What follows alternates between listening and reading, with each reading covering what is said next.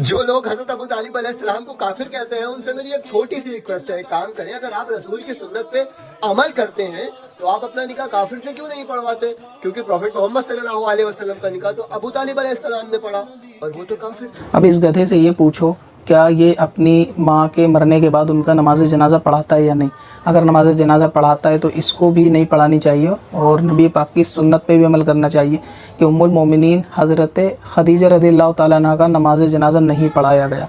तो जब उनका नमाज जनाजा भी नहीं पढ़ाया गया, अगर निकाह अबू तालिब ने पढ़ा, तो क्या ये अपनी माँ का नमाज जनाजा नहीं पढ़ाते? तो असल में बात यह है कि जिस वक्त का ये वाक़या है निकाह पढ़ाने का, उस वक्त अहकाम के ऐलान की, ख़ास तौर से निकाह वगैरह के, जनाजे के, इसकी परमिशन नहीं आई थी, इसके अहकाम आए ही नहीं थे।